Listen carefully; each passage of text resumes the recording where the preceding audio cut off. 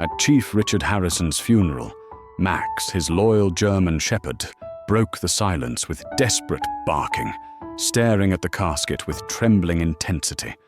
When officers tried to remove him, Max broke free and lunged at the coffin, clawing at it in distress. Detective Michael Carson, a longtime friend and mentee of the chief, saw something was wrong. Max wasn't grieving, he was alerting. Ignoring protests, Carson demanded the coffin be opened. Earlier that day, Carson had been shocked to learn of Harrison's sudden death, reportedly from a heart attack. But the rushed funeral and the chief's strange behavior in recent weeks made Carson suspicious.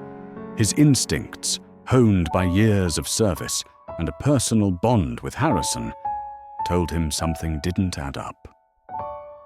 As night fell on the funeral home, Carson stayed behind with Max. The dog kept vigil by the casket, uneasy. Then, just after midnight, a mysterious man appeared, claiming to be an old friend of the chief. Max growled, his instincts flaring again, and then they heard a thump from inside the coffin. As the night passed slowly, Max refused to leave Chief Harrison's casket, barking desperately. Carson stayed by his side, sensing something was wrong. By morning, the funeral home filled with mourners. When the service began, Max suddenly lunged at the casket, tearing the silk lining. Amid gasps and protests, Carson insisted something was wrong. Backed by Sarah, he demanded the casket be opened. Inside, Harrison was alive, barely. Dr. Miller found a pulse. Chaos erupted. The chief had been poisoned, not dead. A puncture mark on his neck hinted at foul play. EMTs rushed him to the hospital as Carson realized this was attempted murder. Parker vanished, confirming suspicions. Forensics later found a broken needle in the casket and missing files from Harrison's home. The poison was rare, meant to mimic death. A deleted message trail linked Parker to a mysterious Kingfisher and an operation called Clean Sweep. The case had just cracked wide open. Carson instructed the team to investigate Kingfisher, a mysterious high-level distributor, and to check Harrison's computer for files related to Operation Clean Sweep. As Harrison stirred in bed, Carson leaned in, asking if he could hear him. Harrison managed a faint nod, indicating something about his jacket pocket.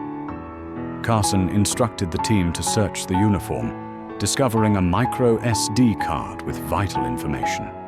The card linked the East Side drug operation to Deputy Chief Parker, Judge Michael Collins, and Mayor Robert Hastings. Parker had been feeding information to Kingfisher, who planned to eliminate Harrison before his FBI meeting.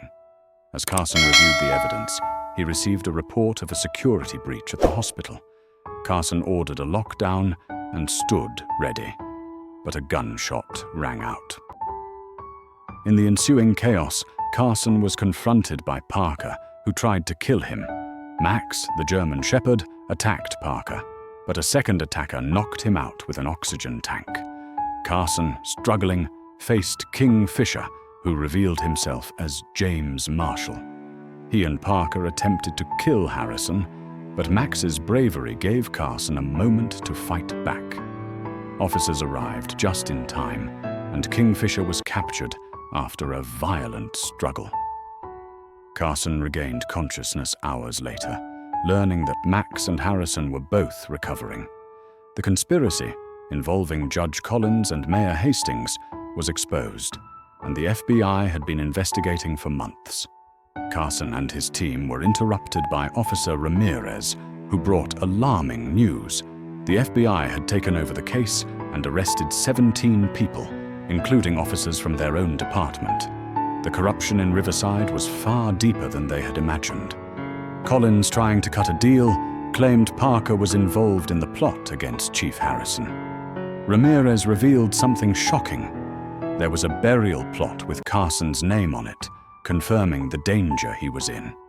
The toxicology report showed that Harrison had been poisoned over weeks, and the coffee machine at the station had traces of the same poison. Carson realized that Sarah's sister, Linda, had been involved, bringing coffee for Harrison every morning and had been secretly dating Collins. Linda confessed, explaining that she was coerced into poisoning Harrison to protect her son.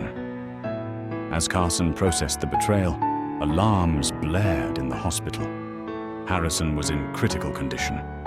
They rushed to the ICU, where Harrison's life hung by a thread, and Carson realized Linda's involvement might have sealed Harrison's fate. Meanwhile, Linda's confession added to the painful realization of just how deep the conspiracy went, and Carson continued his struggle to balance the investigation and his own deteriorating health. Despite being poisoned, Reynolds appeared uncomfortable. Harrison, insistent on maintaining secrecy, believed the corruption ran deep across various agencies. He rejected protection, devices, and check-ins, leaving himself exposed. Carson, bitter, acknowledged Harrison's dedication and methodology, while pondering if Sarah knew about Harrison's FBI work. Harrison had kept her in the dark for her safety.